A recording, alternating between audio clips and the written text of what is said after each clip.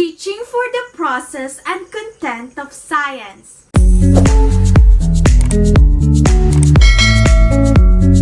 Hey guys! Welcome back to my channel. This is me again, Teacher Pauline, and today I will be discussing about teaching for the process and content of science. Let's begin on the use of concept map. A concept map is a visual organizer that can enrich students' understanding of a new concept. Using a graphic organizer, students think about the concept in several ways. Most concept map organizers engage students in answering questions such as, what is it like, and what are some examples? Concept maps deepen understanding and comprehension. It helps children organize new information. It helps students to make meaningful connections between the main idea and other information. And they're easy to construct and can be used within any content area. How to use a concept map? There are several ways to construct concept maps. Most include the following steps.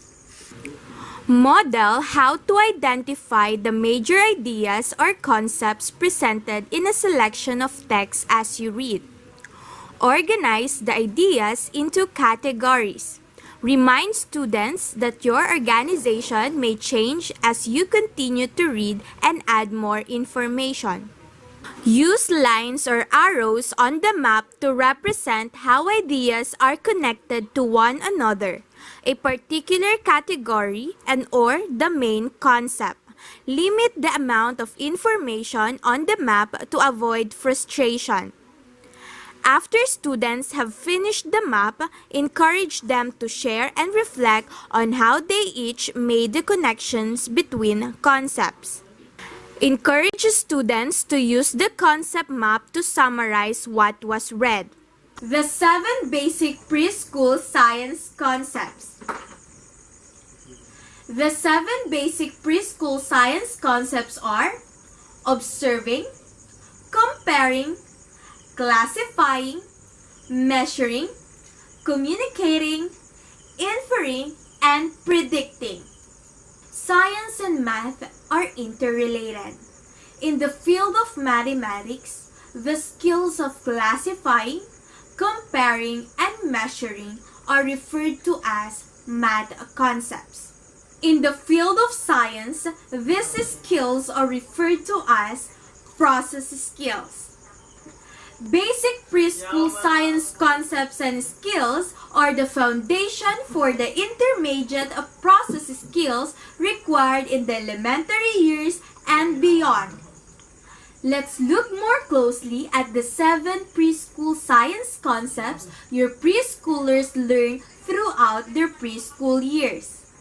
Note how each skill prepares the way for the next. Observing, using the sense.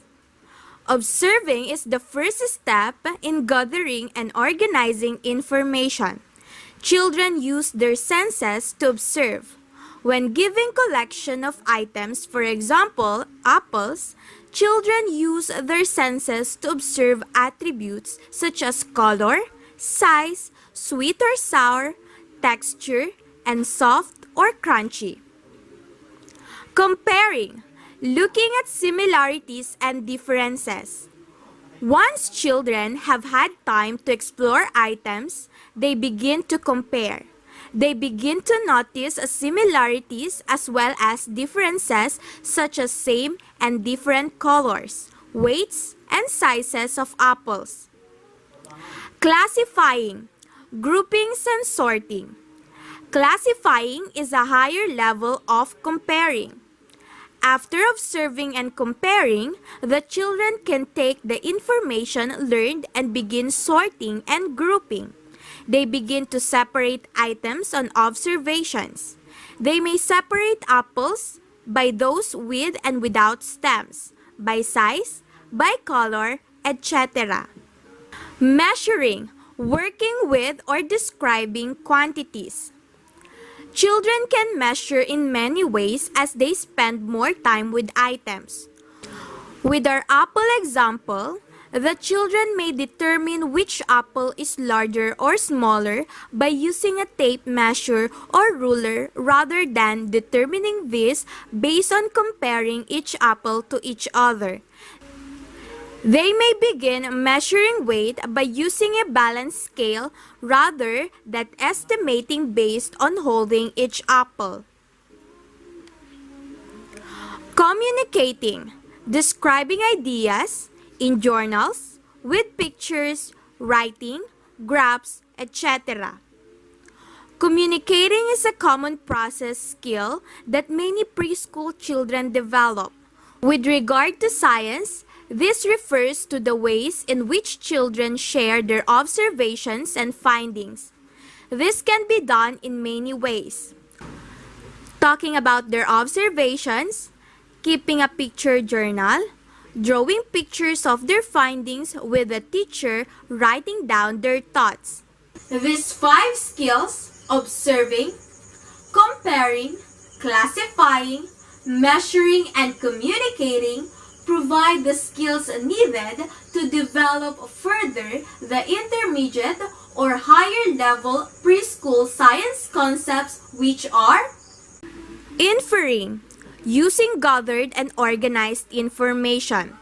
This is where children use information they have or know from one experience and base their expected outcome of new experiences on patterns from previous experiences. Inferring is when children make sense or meaning out of the previous process skills. For example, your students may have been helping to take care of a plant by watering it every other day. Your classroom is closed for a week. When you return, the plant is wilting. Your students notice that it is dry. You ask the children why they think the plant now looks the way it does. They may recall the plants need soil, water, and sun. They may suggest that plant needs water. Predicting, making reasonable guesses or estimations based on observations and prior knowledge and experiences. Predicting is when the child states what they expect will happen. For young children, this may at first be a guess based on 2 choices. Will the apple sink or float? As children have more exposure to the previous science skills, they will develop higher level predicting skills that are based on previous experience and therefore not random guesses. Activities that support the preschool science concepts provide opportunities for children to use failure to learn. Only by failing can they learn what works and what does not work to solve a problem. You can help preschoolers develop a positive attitude toward failure by providing activities that challenge them, but not so many that they are frustrated. Get to know which science process skills your individual students understand. For example, a child will be frustrated predicting what will sink and float if they have not had time or experience using different objects at the water table to observe or classify in an informal way. Provide many activities that support their current knowledge skills and introduce higher skills over time. How to teach problem-solving skills. As parents or teachers, we can't always be there to solve every problem for our children. In fact, this isn't our job. Our job is to teach our children how to solve problems by themselves. This way, they can become confident, independent, and successful individuals. Instead of giving up or getting frustrated when they encounter a challenge, kids with problem-solving skills manage their emotions, think creatively, and persist until they find a solution. Naturally, these abilities go hand in hand with a growth mindset. Three general strategies to teach problem solving at any age. First one, model effective problem solving. When you encounter a challenge, do a think aloud for the benefit of your child. Model how to apply the same problem-solving skills you've been working on together, giving the real-world examples that she can implement in her own life. At the same time, show your child a willingness to make mistakes. Everyone encounters problems, and that's okay. Sometimes the first solution you try won't work, and that's okay too. When you model problem solving, explain that there are some things which are out of our control. As we're solving a problem at hand, we should focus on the things we can actually control. Second one, ask for advice. Ask your kids for advice when you have a problem. This teaches them that it's common to make mistakes and face challenges. It also gives them the opportunity to practice problem-solving skills. Plus, when you indicate that their ideas are valued, they'll gain the confidence to attempt solving problems on their own. And the third one, don't provide the answer. As difficult as it may be, allow your child to struggle, sometimes fail, and ultimately learn from experiencing consequences. Teaching problem solving for children 3 to 5 years. Emotion coaching. To step into a problem-solving mindset, young children need to first learn to manage their emotions. After all, it's difficult for a small child to logically consider solutions to a problem if he is amid tantrum. One way to accomplish this is by using the emotion coaching process outlined by John Gottman. First, teach your kids that all emotions are acceptable. There are no bad emotions.